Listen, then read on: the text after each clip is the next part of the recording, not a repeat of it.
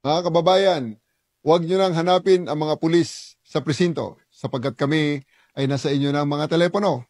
Dial 911, darating kami sa loob ng 5 minuto. Lilingkod sa bawat Pilipino at magbibigay ng tamang impormasyon para sa tahimik at maayos na Pilipinas. Police News Network, alagad ng batas, tagapagtaguyod ng balitang pulis, sandigan ng mamamayan, patnubay ng katotohanan. Kampo Krame, maghahatid ng pinakahuling kaganapan at nagbabagang balita. Ito ang PNN Police News Network. At ngayon, ang inyong mga tagapagbalita. Magandang araw, Bagong Pilipinas. Kami ang inyong alagad ng batas, tagataguyod ng Balitang Pulis. Patrolwoman Fe Marie Octaviano. At ngayong araw, makakasama po natin bilang guest co-host si Seaman First Class Roldan Boncales Jr. mula sa Philippine Navy. Magandang araw po sa iyo, sir. Magandang araw din po, ma'am. Bago po ang lahat, nais ko lang pong magpasalamat sa Philippine National Police sa pagbibigay ng oportunidad na kami po ay inyong makasama dito sa inyong programa. Kami po ay maghahatid sa inyo ng tamang balita, kwento ng pulis at serbisyo para sa mamayan, at ito ang PNP News Online. Ang pangunahing balita ng Police News Network, alagad ng batas, tagataguyod ng Balitang Pulis.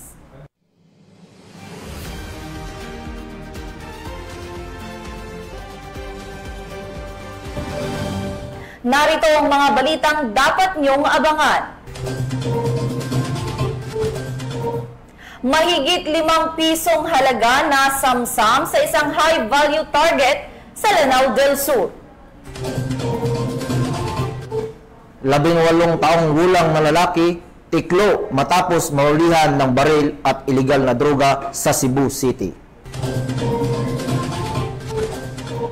At dating miyembro ng rebeldeng grupo nagbalik loob sa pamahalaan ng Ilocos Norte.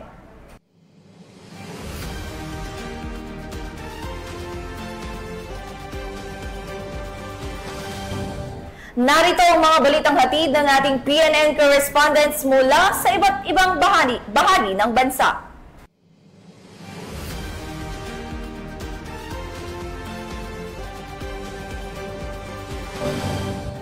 Simulan natin ang balita mula sa bahagi ng Luzon.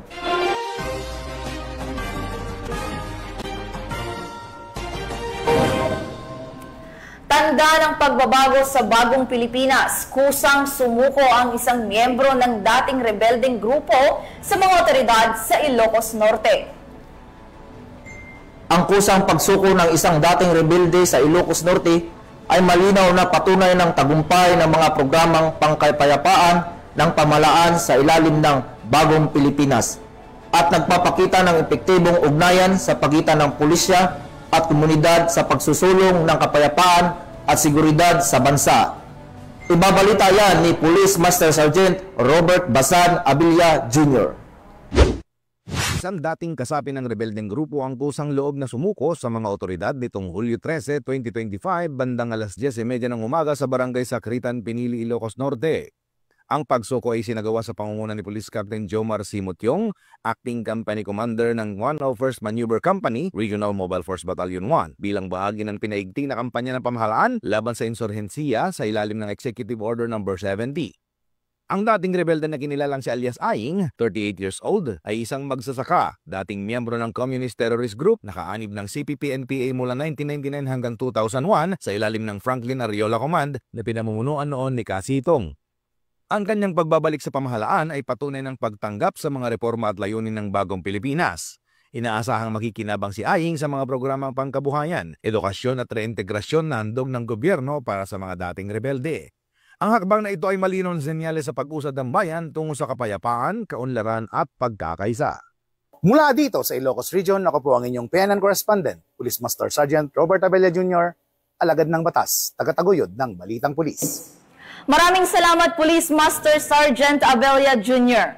Arestado ang 2 drug suspects sa isinagawang operasyon ng Guagua PNP At nasamsam mula rito ang mahigit 300,000 pisong halaga ng shabu sa Barangay Santo Cristo, Guagua, Pampanga. Narito ang report mula kay Patrolwoman Janice Bulahaw. Arestado ang 2 drug suspect matapos ang ikinasang bypass operation ng mga operatiba ng Guagua Municipal Police Station sa Barangay Santo Cristo, Guagua, Pampanga. Ayon kay Police Colonel Eugene M. Marcelo, Provincial Director ng Pampanga Police Provincial Office, nakumpiska mula sa mga suspect ang itinatayang 50.77 gramo ng hinihinalang shabu na may standard drug price na 345,236 pesos. Ang operasyon ay sinagawa matapos makatanggap ng ulat mula sa isang concerned citizen hinggil sa aktibidad na may kinalaman sa ilegal na droga sa isang bakanteng lote sa nasabing barangay. Agad na rumesponde ang mga patrolling officers at naaktuhan ang mga suspect sa isang pinanghinalaang drug session. Dinala na sa kustodiya ng Guagua MPS ang mga suspect at mga ebidensya para sa kaukulang dokumentasyon at disposisyon. Patuloy ang pinaigting na kampanya ng Pampanga PPO laban sa ilegal na droga bilang suporta sa direktiba ng pamahalaan tungo sa mas ligtas at maayos na pamayanan. Mula dito sa gitnang Luzon, ako ang inyong PNN correspondent, Patrolwoman Janice Bulahaw, alagad ng batas, tagataguyod ng Balitang Pulis. Maraming salamat, Patrolwoman Janice Bulahaw. Matagumpay na nakiisa ang 2nd Occidental Mindoro Provincial Mobile Force Company sa isinagawang Disaster Risk Reduction and Management Equipment and Knowledge Exhibit kaugnay sa pagdiriwang ng National Disaster Resilience Month 2025. Patrolwoman Eloisa Joy Beredo sa balita.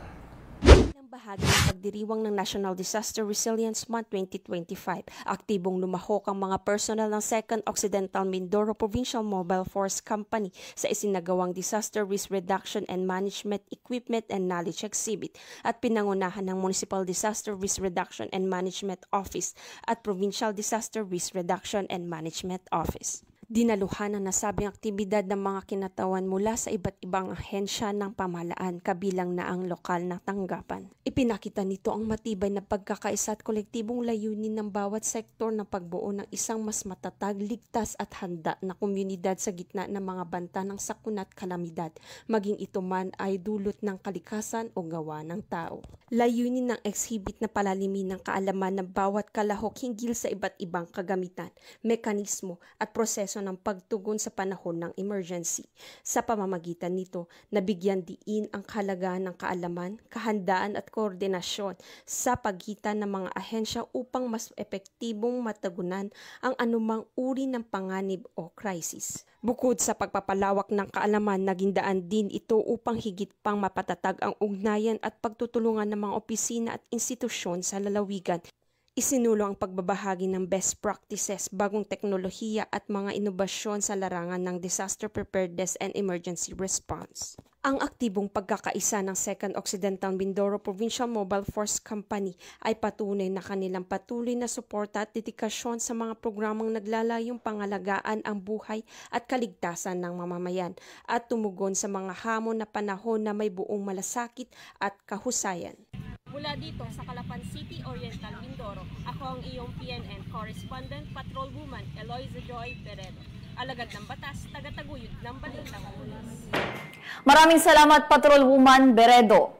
Pinangunahan ng Regional Police Community Affairs and Development Unit Cordillera Administrative Region ang isinagawang information drive para sa 243 estudyante ng Tacjan Elementary School sa Silan, La Trinidad, Benguet, na may layuning pataasin ang kamalayan nito upang mapanatili ang kaligtasan at kaayusan sa loob ng paaralan. Patrolwoman Lizelle Digman sa balita.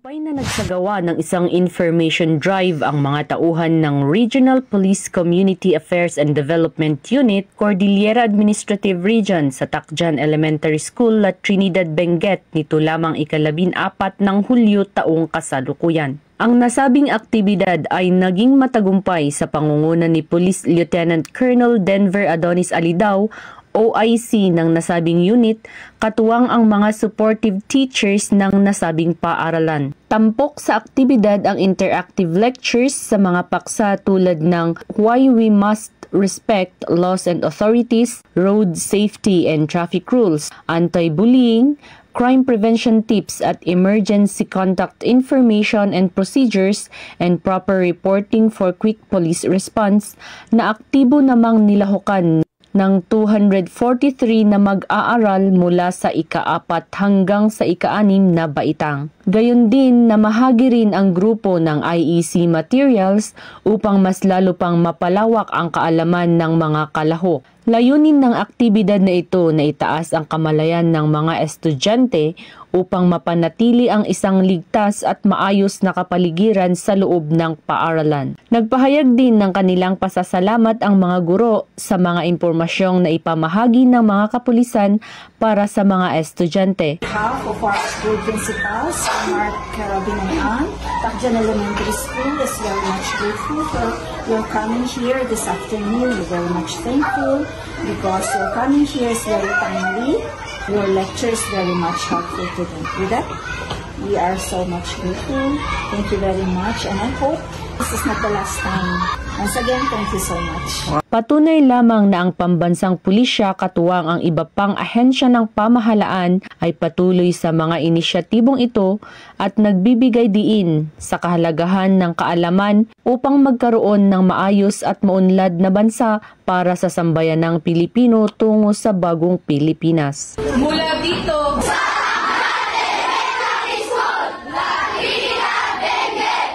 ang inyong PNN correspondent, Patrolwoman Digman, alagad ng batas, tagataguyod ng Balitang Pulis. Maraming salamat, Patrolwoman Lizelle Digman.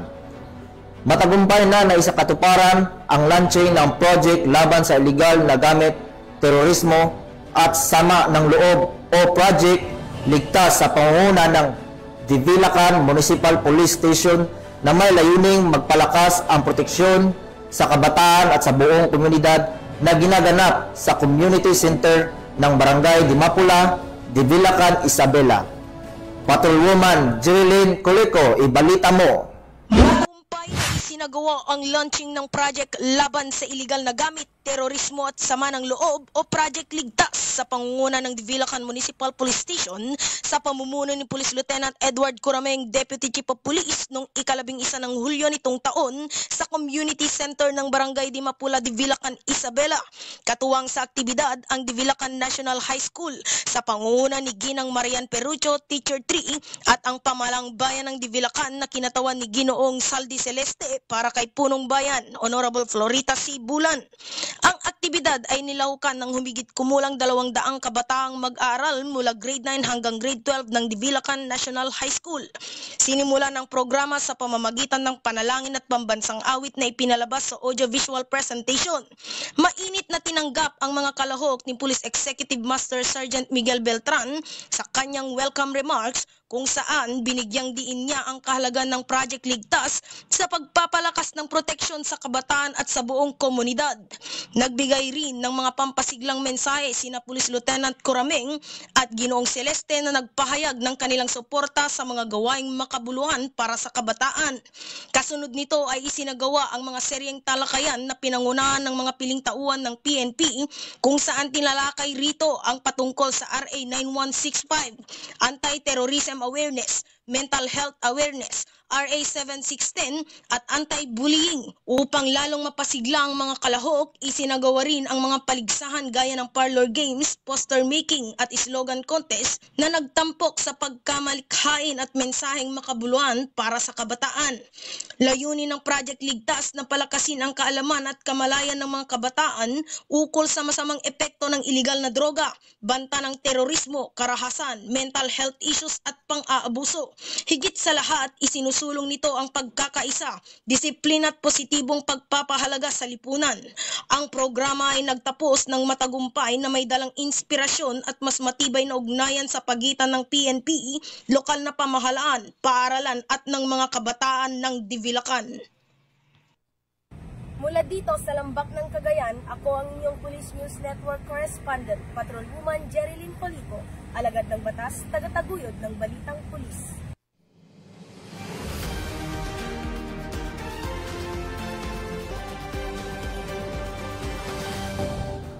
Tunghayan naman natin ang mga balita mula sa Visayas.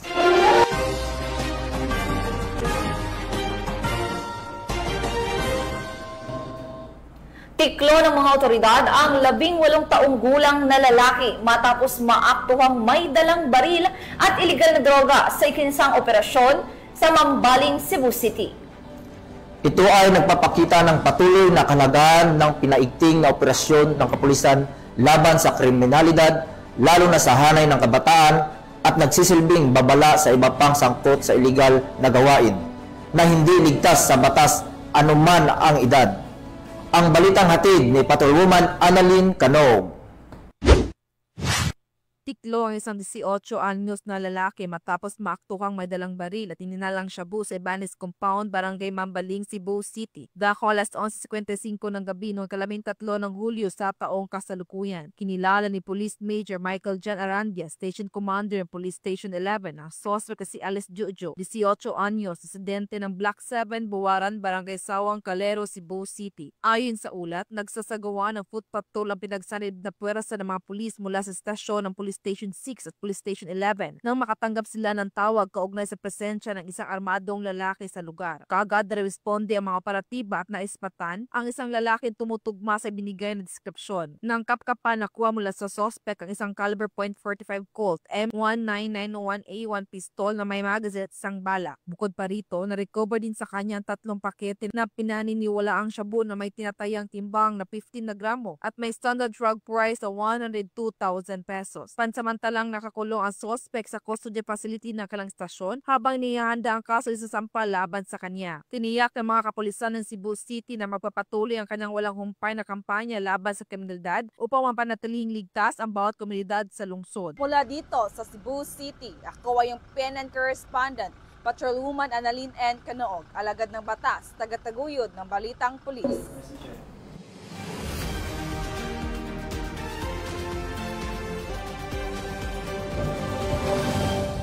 Narito naman ang mga balita mula sa bahagi ng Mindanao.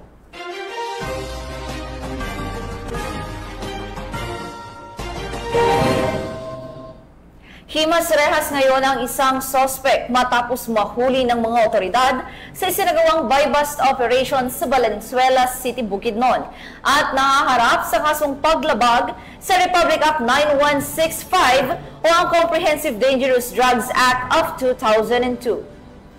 Nagpapakita ng masigasig na kampanya ng kapulisan laban sa iligal na droga alinsunod sa Republic Act 9165 at nagsisilbing babala na ang batas ay patuloy na umiiral at walang sinuman ang makakalusot sa mata ng mga otoridad.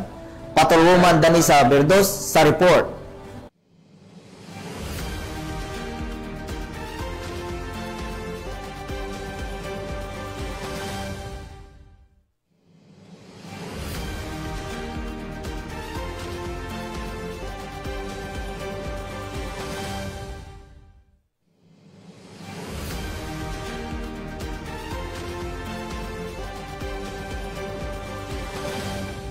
Timbog ang isang lalaki matapos makumpiskahan ng shabu at baril sa iskanasang operasyon ng mga otoridad sa Panabo City.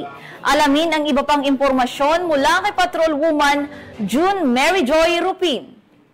Isang makabuluhang balloon arrangement training ang isagawa noong Hulyo 13 taong kasalukuyan sa Barangay Hall ng Barangay Langov, Davao City sa pangunguna ng Regional Police Community Affairs and Development Unit 11 sa pakikipagtulungan ng Sangguniang Masang Pilipino International Incorporated o SMPII sa pangunguna ni Chairperson Ibrahim Rubel Beltran, Miss Cheryl Flores mula sa TESDA 11 at pamahalaang barangay ng Langob sa pangunguna ni Honorable Leilani Del Mar Bacalso. Nagsimula ang programa eksaktong 1:00 ng hapon at dinaluhan ng 25 solo parents at 5 miyembro ng SMPII. Layunin ng pagsasanay na bigyan ng dagdag na kaalaman at kasanayan ng mga kalahok na maaaring magamit bilang alternatibong kabuhayan. Sa pagsasanay, tinuruan ng mga kalahok na iba't ibang teknik sa design and creativity, balloon twisting, and shaping color coordination at structural design. Ang mga ito ay mga pangunahing kaalaman sa paggawa ng mga balloon decorations na maaaring gamitin sa mga okasyon tulad ng kaarawan, kasal at iba pang selebrasyon. Ang pagsasanay na ito ay bahagi ng patuloy na advokasya ng kapulisan at mga katuwang na organisasyon at ahensya upang palakasin ang komunidad sa pamamagitan ng pagbibigay ng praktikal na kaalaman na makakatulong sa pag-angat ng kabuhayan ng mga mamamayan. Dito sa Rion 11, ako yung PNN correspondent, Patrolwoman Sheena May Ilagan, alagad ng batas, tagataguyod ng Balitang Pulis. Timbog ang tinaguruang top 8 regional most wanted persons sa ikinasang operasyon ng mga otoridad dahil sa kasong murder sa Sultan Kudarat. Nakatutok dyan ni Patrolwoman Rizali Umalay. Ang top 8 regional most wanted person sa kasong murder sa ikinasang operasyon ng mga otoridad sa Barangay Sabanal, Calamansig, Sultan Kudarat. Nilala ang sospek na si alias Dave, 33 anyos, at residente ng Barangay Sabanal, Calamansig, Sultan Kudarat. Nahuli ang sospek bandang alas 5 ng umaga sa isinagawang joint manhunt operation ng Calamansig Municipal Police Station sa iba't ibang personahe ng South Cotabato sa bisa ng warrant of arrest para sa kasong murder na walang inirekomendang piyansa. Patunay lamang na ang pambansang pulisya, katuwang ang iba't ibang ahensya ng gobyerno, ay patuloy sa pagpapatupad ng kanilang sinumpaang tungkulin kontra kriminalidad na magkaroon ng maunlad na bansa para sa sambayan ng Pilipino tungo sa isang bagong Pilipinas. Mula dito sa General Santos City, ako ang inyong PNN correspondent, Patrolwoman Rizali Umalay, alagad ng batas, tagataguyod ng Balitang Pulis. Maraming salamat, Patrolwoman Umalay. Nasamsam ang mahigit 5 milyong pisong halaga ng iligal na droga sa isang high-value target sa Lanao del Sur. Patrolwoman Veronica Lagi sa report. Nasamsam ang 5.1 million halaga ng shabu mula sa naarestong high-value target sa isinagawang drug by bus operation ng mga operatiba ng Marawi City Police Station sa Barangay Basak, Malutlot, Marawi City, Lanao del Sur nitong 11 ng Hulyo taong kasalukuyan. Kinilala ni Police Brigadier General Jason De Guzman, Regional Director ng PROBAR, ang suspect na si alias Bolki na residente ng Marantao, Lanao del Sur. Ayon kay PB Gen De Guzman, naging matagumpay ang naturang operasyon dahil sa pinagsanib-pwersa ng mga tauhan ng Marawi City Police Station at Lanao del Sur Police Provincial Office na nagresulta sa pagkakaaresto ng suspect at pagkakasamsam ng 750 gramo ng shabu na nagkakahalagang 5,100,000 pesos. Sa ngayon ay hawak na ng otoridad ang suspect at mahaharap sa kasong paglabag sa Republic Act 9165 o Comprehensive Dangerous Drugs Act of 2002. Aniya PB Gen De Guzman, ang matagumpay na operasyon ay bahagi ng pinaigting na kampanya ng PROBAR, katuwang ang iba pang ahensya ng pamahalaan laban sa iligal na droga sa rehiyon ng Bangsamoro. Mula rito sa rehiyon ng Bangsamoro, ako ang inyong Police News Network correspondent, Patrolwoman Veronica Lagi, alagad ng batas, tagataguyod ng Balitang Pulis. Maraming salamat, Patrolwoman Lagi. At para sa ating huling balita, himas rehas ngayon ang isang suspect matapos mahuli ng mga otoridad sa isinagawang buy-bus operation sa Valenzuela City, Bukidnon at nahaharap sa kasong paglabag sa Republic Act 9165 o Comprehensive Dangerous Drugs Act of 2002. Nagpapakita ng masigasig na kampanya ng kapulisan laban sa iligal na droga alinsunod sa Republic Act 9165 at nagsisilbing babala na ang batas ay patuloy na umiiral at walang sinuman ang makakalusot sa mata ng mga otoridad. Patrolwoman Danisa Berdos sa report. Arestado ang isang drug suspect sa sinagawang joint buy-bust operation ng City Drug Enforcement Unit, Bukidnon Provincial Intelligence Unit, katuwang ang mga kapulisan ng Valencia City Police Station sa Barangay Colonia, Valencia City, Bukidnon. Kinilala ni Police Lieutenant Colonel Brian M. Panganiban, officer in charge ng Valencia CPS, ang drug suspect na si alias Kent, lalaki at residente ng nasabing lugar.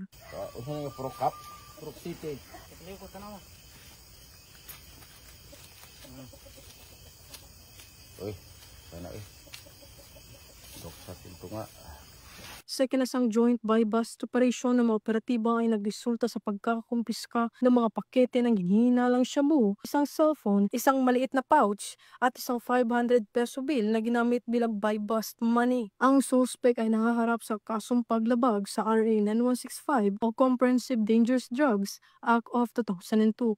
Mula dito sa Camp Capistrano, Gusa, Cagayan de Oro City, ako ang inyong Police News Network correspondent, Patrolwoman Danasa Berdos, alagad ng batas, tagataguyod ng Balitang Pulis. Maraming salamat, Patrolwoman Danisa Berdos. At yan ang mga balitang nakalap ng ating PNN correspondents mula Luzon, Visayas at Mindanao. At bago tayo magtapos, nais ko rin pong pasalamatan ang ating guest co-host ngayong umaga na si Seaman First Class Roldan Boncales Jr. mula sa Philippine Navy. Sir, baka po may gusto po kayong batiin o pasalamatan. Thank you din po, ma'am.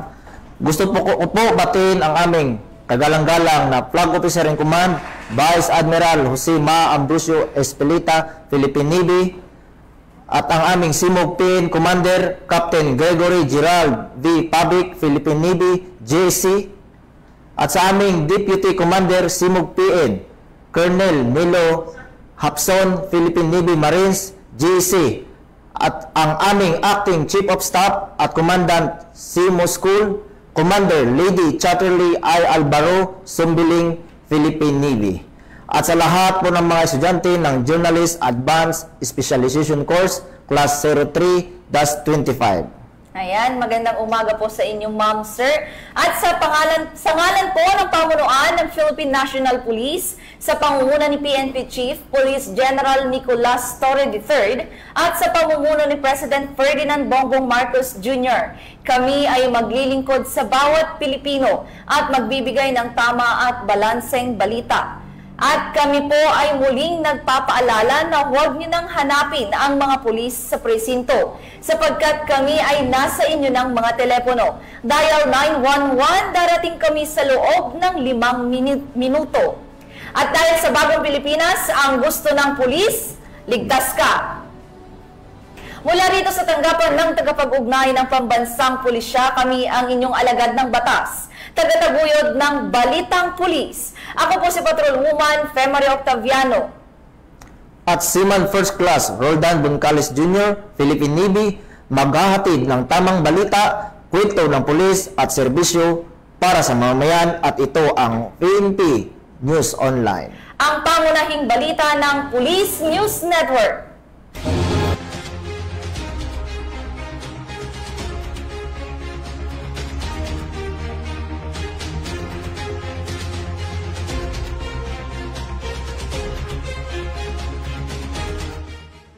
Police News Network, alagad ng batas, tagapagtaguyod ng balitang pulis.